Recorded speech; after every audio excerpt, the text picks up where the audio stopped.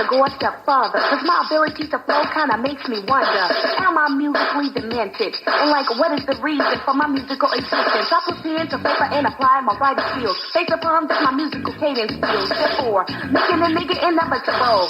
Poetic language, far beyond the normal level. Vivid ideas allow me to do this verbally.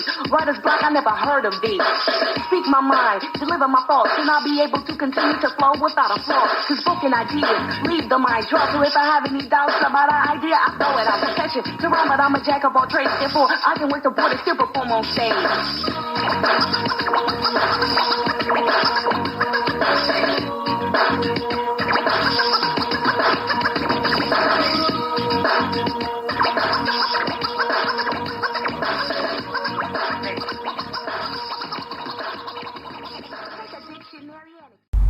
Welcome back to Woke at Midnight. We're about to get into something really interesting here, something that may be a little hostile, depends on how I go. All right, we're talking about why is it that the black woman is not following the black man, at least in the way that the black man needs them to be.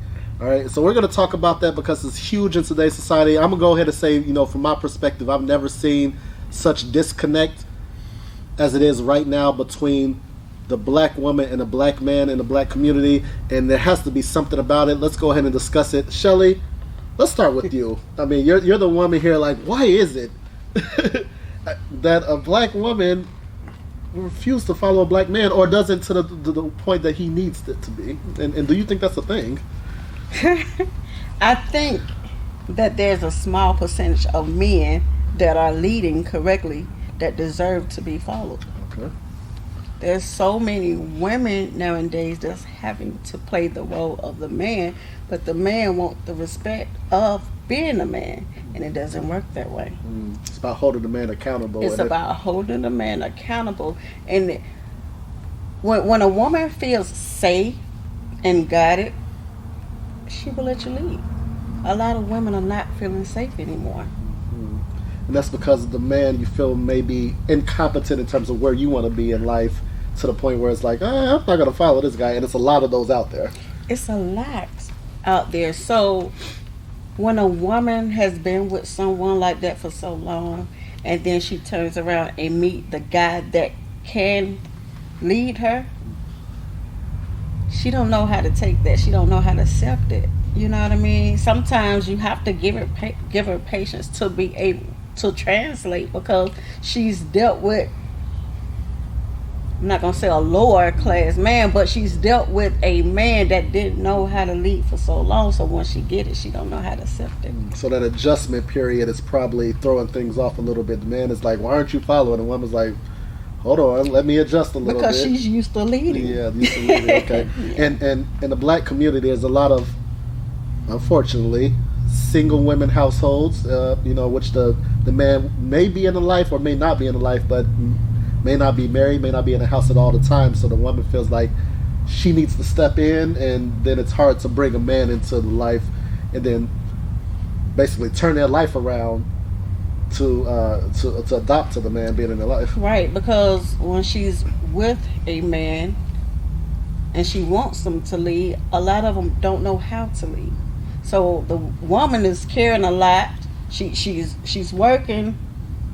Most times she's bringing in most of the income. She's taking care of home. She's taking care of the kids. But then the guy's sitting there not weighing up to what she needs him to weigh up to, but he wants her to respect her. Mm-hmm. He wants her to let him lead. How can I allow you to lead me nowhere? Mm-hmm. Yeah. And Pop, I'm gonna bring you in, but I want to kind of dive a little bit more into this, because you say leadership, and my thought is leadership a natural quality, something that you're born with, is in your blood, or does it need to be taught? And if it needs to be taught, are we talking about a generational setback here? I can agree to that. A lot of men don't know how to lead. Mm-hmm. You think it's because of the generation, because they weren't taught the way, or because we have some type of something in our black male blood that doesn't allow leadership? I do agree that a lot of men haven't been taught to lead, and they want to lead, they just don't know how to lead. And then when a guy is trying to lead, but he's being bashed by the woman because he's not leading properly, then when a man doesn't feel needed, then he's gonna back down or he's gonna stop trying so hard. You feel like a man takes a criticism of a woman and says, "Wait a minute, you're putting too much pressure on me," and then shuts down to the point where it ruins everything. Mm-hmm. Okay, what are your thoughts about that, Pop? Well, my thoughts. I'm gonna agree with Shelley to a certain point. I feel like that. I always say this to women: like, if the right man comes, will you know it? Right. So, if a man comes, that how do you see like this a good man, right? Because it seems like now a lot of women won't recognize a good man if they can. And that's vice versa too.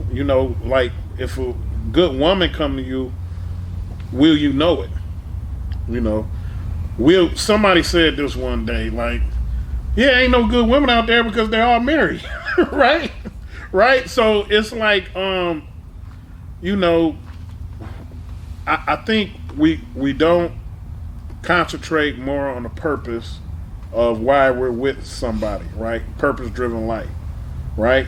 It's just like we're just kind of like, okay, I went to church with her. Okay, I went to school with her. And I'm talking from a man's perspective, right? We're not giving, I don't think we give a lot of thought and effort into relationships like we should. You know what I'm saying? And I don't understand what women are going through nowadays, but I just know that the trust in men is almost down to zero now. You know what I'm saying? When you talk to women, a lot of times they say, "Oh, it's a bad man." It's just a lot of bad men out here. So maybe it's the places that you go, the people you've been around your life. You know what I'm saying? Like maybe that has a lot to do with who you've met in your path. You see what I'm saying? But I know that it's good people out here. I know it's good women out here. I know it's good men out here. But it's far and few between. And can you both submit to what's best for the family? Like we don't talk about this, but a lot of men and women don't get along. Because it's a selfishness there. They're not looking at the big picture. It's just like, you did this to me, so I'm leaving. But the baby 5 or 6. You know what I'm saying? Did y'all really talk that out about even before you got married? Like, what's the most important things in building a family? So it's and to be honest with you, that would be to our detriment of the black race if we don't fix that, because it's all about partnerships. Everything about partnerships, man and woman. You want to build a company, it's partnerships. If you got a good woman, you can fly. If a woman got a good man. So why do you think people are so in a rush to leave and not fix it? Too many. Well, I think in the last maybe 15 years, I saw such a big change. I think the streets done raised the kids.